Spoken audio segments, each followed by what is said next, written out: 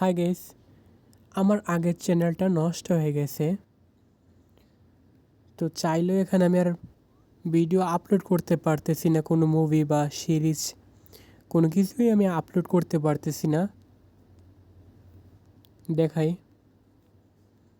দেখতে পাচ্ছেন, আন্দোলনের সময় আমি অনেক মেসেজ দিয়েছি কিন্তু একটাও আপলোড হয় না।